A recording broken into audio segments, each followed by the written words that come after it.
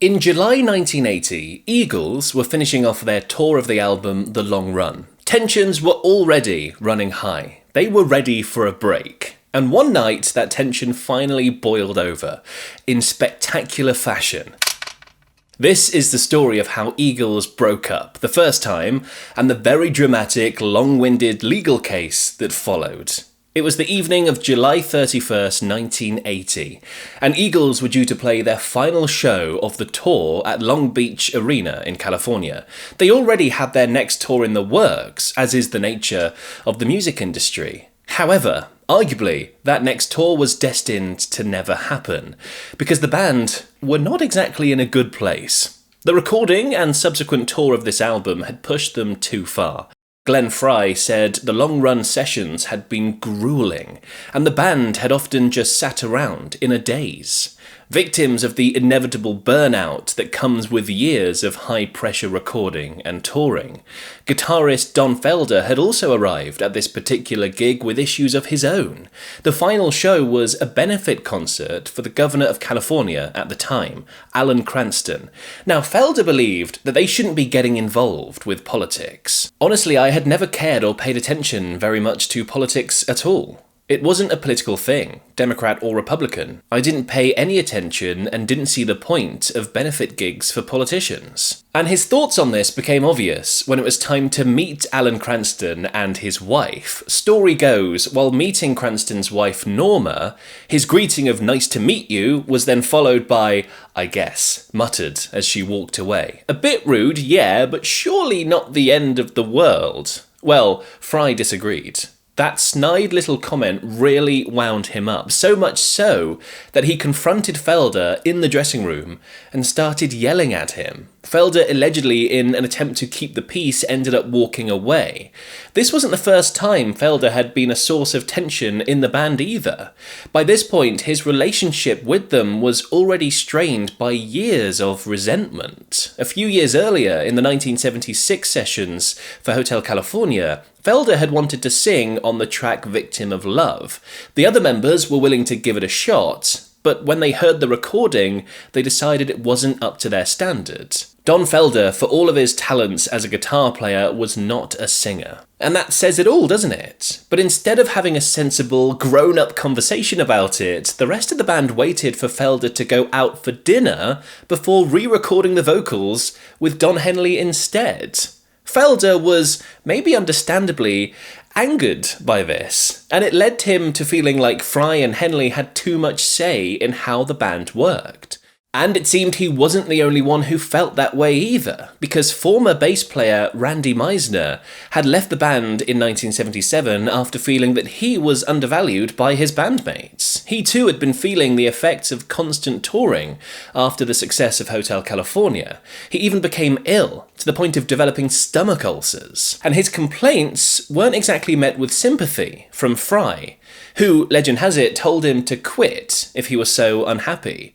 He eventually decided it was best to take Frey's advice, and he left the band. So when we look to what happened on that fateful night in 1980, we can see why there was so much anger between Frey and Felder. Huge thanks to DistroKid for sponsoring this video. If you're an independent artist, this is for you. DistroKid is the easiest way to distribute your music to all the major streaming platforms, including Spotify, Apple Music, TikTok, YouTube, and Instagram. You get unlimited music uploads for a low yearly price, and you keep 100% of your royalties. DistroKid doesn't take any commission. That is an awesome thing for artists. This company really wants to put artists first, as it absolutely should be, and that's why I'm so proud to be working with them. I just wish there was more of that in the music industry. It's super fast to upload too. Your music goes live on streaming services quicker than any other distributor. It's already trusted by millions of artists worldwide as well. Sign up to DistroKid using my link in the video description and start sharing your music with the world today. But back to the main story. The band went on stage still angry with each other, and partway through their performance of The Best of My Love, according to Felder, Frey approached him and said, "F you, I'm gonna kick your ass when we get off this stage." Charming. I mean, any hopes of a wholesome reconciliation had left the arena at that point, and Felder thought it was best to stay away from the rest of the band during the encore breaks. It then went from bad to worse. Frey's threats continued, starting a countdown of how many songs there were left before he would presumably beat him up. And Felder responded with threats of his own, choosing to smash up a guitar as the concert finished. It was either that, or we were going to come to fisticuffs, so I'm going to do this, okay, and leave. Their relationship at this point was clearly not going to improve, so the band called it quits not long after this gig, although that wasn't formally announced until 1982. Now, before I continue, quick shout out for my Patreon page. If you like what I do and want to be more involved in the channel and support my journey, you can go to patreon.com/musicmongoose. Now, 14 years passed without any new music or any touring, until finally, in 1994, the drought was over. Eagles reunited and set off on a brand new tour, titled Hell Freezes Over, after a comment Henley apparently made when they first broke up, over whether or not they would ever get back together. It was a huge success. Tickets were selling for record prices, and it seemed like Eagles were well and truly back. However, it wasn't long before the cracks began to show again. Felder claimed he wasn't being paid as much as Frey and Henley, perhaps playing on his earlier insecurities about his place in the band. Frey was furious about this. He thought they had put their differences aside and were past all the infighting. But here was another issue, and yet again, Felder was at the centre of it. For better or worse, Felder didn't let it drop. He claimed he had been coerced into agreeing to less pay and wanted that changed. Frey and Henley had finally had enough. Again. In February 2001, they took the decision to fire Felder from the band. And Felder responded with a lawsuit, citing breach of contract and wrongful termination.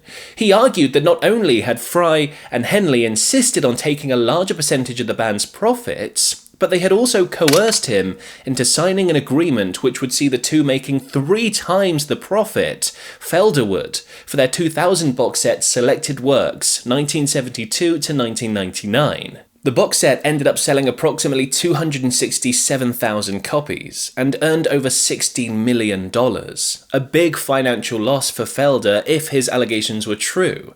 It then got even more messy, if you can believe. Frey and Henley countersued Felder, claiming he had breached his contract by writing a tell-all book and attempting to sell the rights to it. It wasn't until May 2007 that the cases were both settled outside of court for an undisclosed amount, although believed to be in the millions. And funnily enough, Felder's tell-all book, Heaven and Hell, My Life in the Eagles, 1974 to 2001, did come out later that year. There were also several subsequent lawsuits made by Felder, and he never stopped having a say on all things Eagles. For example, when Eagles did their History of the Eagles documentary in 2013, Felder criticised it for being incomplete, in his own words. The feud, of course, came to an abrupt end in 2016 when Frey sadly passed away, aged 67. He and Felder never got a chance to bury the hatchet, and that is something that Felder seems to have some serious regrets about. I had always hoped somewhere along the line he and I would have dinner together, talking about old times and letting it go with a handshake and a hug. The whole Eagles versus Don Felder story really is a mix of incredible talent, some big egos, and never-ending legal battles. Felder's struggles with the band shows just how complicated personal issues can get, even in a legendary rock group like Eagles. I think it's a similar story to Pink Floyd, with David Gilmour and Roger Waters. In fact, I made a video recently trying to pinpoint when exactly they fell apart. You can watch it over here next.